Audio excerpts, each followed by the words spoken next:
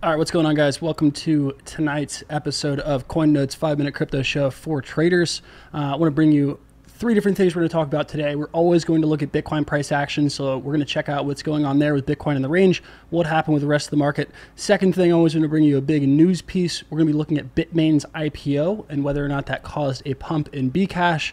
And the last thing I want to leave you with is a piece of advice or some analysis from someone else in the community, so you can get some info, get some helpful pointers from someone other than myself. So without further ado, let's get into it.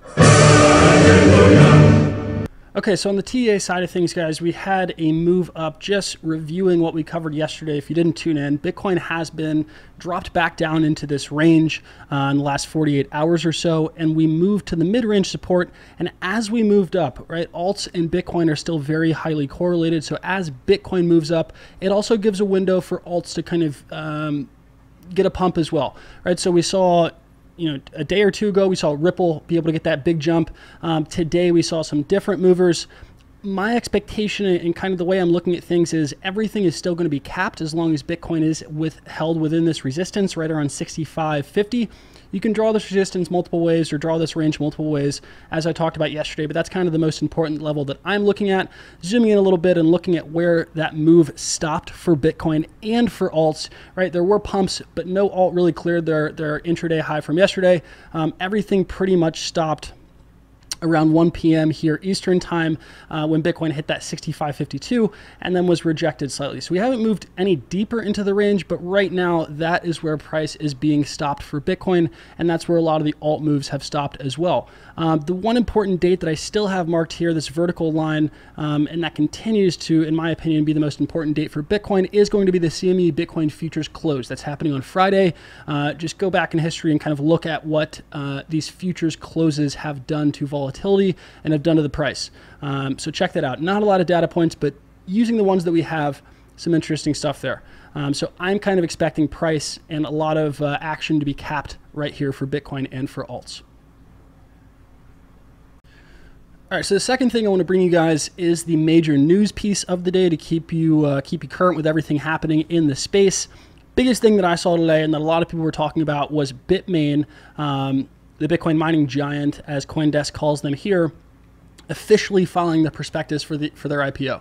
Right, so they came out with this news a while ago. A lot of people have discussed their actual IPO that's happening and their Bitcoin Cash versus their Bitcoin holdings. But it looks like they finally published or filed the application today. The most interesting part, and you can read through this, I'll link it down below. The most interesting part about what happened following kind of that filing of the IPO is what happened to Bitcoin Cash's price, right? So if you zoom out and you look at pretty much the biggest mover in terms of the alt space, the major alt movers today, Bitcoin Cash moved and pumped about 20%, it looks like, on that news. So that was kind of the biggest mover today. Whether or not this continues, Bitcoin Cash seems to be moving kind of on its own, maybe a little bit of an outlier in terms of other alts. Like I said, I still think most alts are going to be capped while Bitcoin's under 65.50, but Bitcoin Cash is kind of behaving on its own, and I think it's in large part due to this prospectus being filed. So check out the article. It's down below. And obviously on Twitter, there's a lot of discussion about what this means. So the last thing that I want to bring you guys, I always want to bring in some analysis or some helpful tip from someone else in the community, try to highlight someone new every single day. Today, it's from CryptoCred, a good friend of mine, another trader and technical analyst. This is him. He tweeted the range and he picked out some different levels for the range, but looking at also high time frame levels and what this means for price action and really for trading in these levels. So he's using the boxes for bias and a clean move through either and would expect big moves. Pretty much expecting that we chop until either 6,800 to 7K is broken to the upside, or unless that kind of 6K yearly lows are swept to the downside. Right, so as long as we hang out in that range, just highlighted what we talked about yesterday, it's probably going to be a back and forth battle between the bulls and the bears. And don't try to get chopped up in the middle, right? If you're an active trader, go for it, take your picks, be patient, hopefully make some money. But if not, don't be too caught up in maybe the intraday moves right now until a new trend develops, because if you're not careful, it's not going to end good. So Mad Money, Jim Cramer helped me out with the soundboard today. That's all I have for you guys. Those are 3 things that I wanted to cover. Cred, cover the Bcash move, and then also cover Bitcoin still in this range with a real highlight on what's going to happen Friday with the CME futures closing. That's what I have in this quick 5-minute update.